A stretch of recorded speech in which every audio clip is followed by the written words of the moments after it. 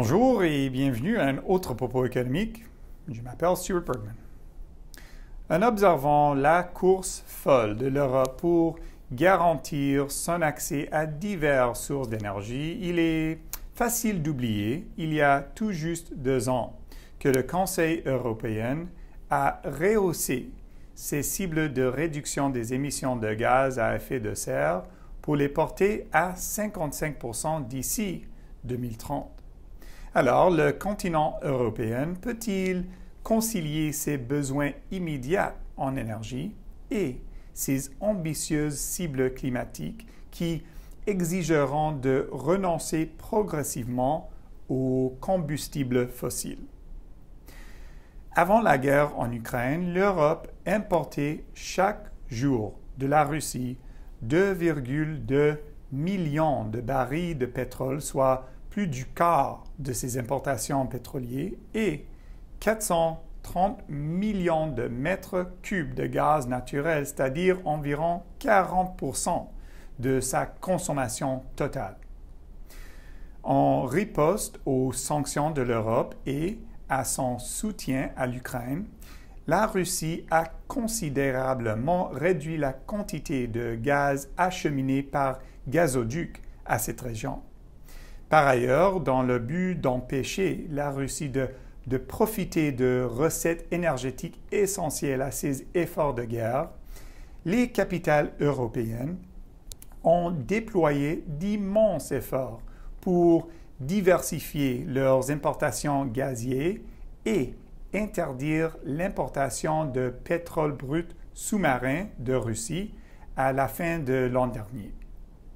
La pénurie soudaine d'énergie a déclenché à l'ensemble du continent un branle-bas pour trouver d'autres sources d'énergie pouvant répondre aux besoins des consommateurs et aux besoins des entreprises. Plusieurs centrales au charbon mises hors service en Europe ont récemment été réévaluées et, selon l'Agence internationale de l'énergie, la consommation de charbon de l'Union européenne a bondi de 10% durant la première moitié de 2022 et l'arrivée de l'hiver annonce probablement une augmentation encore plus marquée au cours des prochains mois. Les fournisseurs d'énergie européens, en quête de solutions, parcourent la planète pour signer des contrats avec des pays producteurs de gaz naturel liquéfié. C'est le cas de l'Allemagne qui a récemment signé un accord de 15 ans avec le Qatar pour l'achat chaque année d'environ 2 millions de tonnes de gaz naturel. Certains pays européens auraient même accru l'importation de gaz russe sous forme liquide. Rappelons que la production et le transport de cette forme de gaz génèrent 10 fois plus d'émissions que le gaz naturel transporté par gazoduc. Ce contexte soulève d'emblée une interrogation. L'UE est-elle en train de renoncer à son rôle de porte-étendard mondial de la transition vers la carboneutralité? Un autre élément est à considérer. L'UE étant le 3e plus important émetteur de GES, on redoute que son échec à atteindre ses cibles climatiques mine la détermination des pays du globe à opérer le virage énergétique nécessaire pour réaliser les objectifs de l'accord de Paris. Les décideurs européens sont résolus à ne pas gaspiller une bonne crise et ne reculent pas face à leur engagement de carboneutralité. Au contraire, ils mettent le bouchée double, même si cela signifie utiliser davantage de combustibles fossiles dans l'intervalle. La nouvelle cible à l'horizon 2030 est donc encore plus ambitieuse, une réduction des émissions de GES de 57%. Ce changement semble minimal, mais il a valeur de symbole. Il exprime l'intention de l'UE de réaffirmer son engagement à élargir ses objectifs en matière de climat, et ce, malgré les défis à court terme pour sa sécurité énergétique. Les investissements massifs dans les énergies renouvelables constituent la solution la plus durable pour mettre fin à la dépendance de l'Europe envers les combustibles fossiles russes, tout en soutenant l'atteinte des cibles climatiques du continent. Dans cette optique, la Commission européenne a proposé de reviser à la hausse les cibles de génération d'énergie renouvelable pour l'UE pour 2030 en les faisant passer de 32% en 2018 à 45% en 2022. Ces cibles aideraient l'Europe à graduellement éliminer les combustibles fossiles et à accélérer la mise en œuvre de sa politique climatique. De plus, ces cibles contribueraient à donner une belle impulsion au secteur des technologies propres de la région et à créer des débouchés pour les entreprises partenaires partageant des vues similaires. Les histoires d'acheteurs européennes remuant ciel et terre pour se procurer du GNL sur le marché au comptant font souvent les grands titres.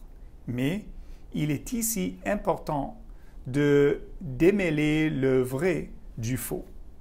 Par exemple, il a fallu au service public allemand 9 mois après le début de la guerre pour signer des contrats à long terme représentant seulement 3% de la consommation totale du pays.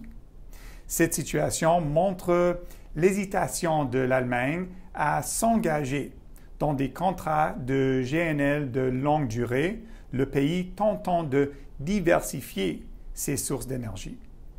Les décideurs européens maintiennent que la hausse progressive de 2022 et de 2023 constitue une étape provisoire et que le continent européen ne se détourne pas de ses priorités en matière de climat.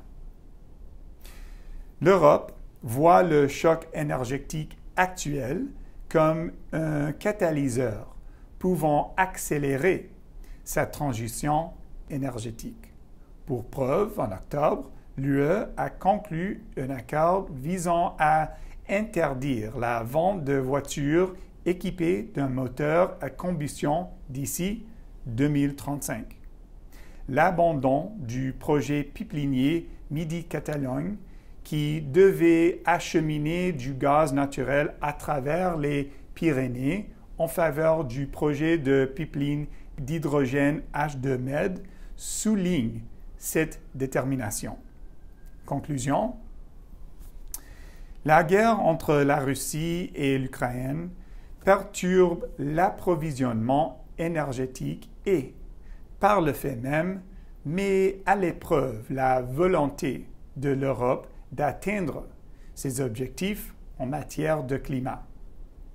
Toutefois, pour avoir l'heure juste sur la politique climatique, il est primordial de repérer les signaux au milieu des turbulences. Malgré les défis à venir, il y a une certitude. L'Europe met le cap sur l'électrification et sur un avenir sobre en carbone.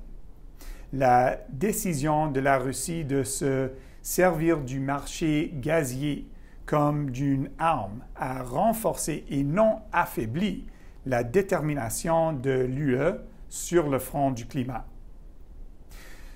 Nos sincères remerciements à Sanjam Suri, analyste des risques pays au Centre d'information économique et politique de DC, pour sa contribution à la présente édition. Les services économiques de DC vous invitent à leur faire part de vos commentaires. Si vous avez des idées de sujets à nous proposer, s'il vous plaît, n'hésitez pas à nous les communiquer et nous ferons de notre mieux pour les traiter dans une édition future du propos. Merci et à la prochaine.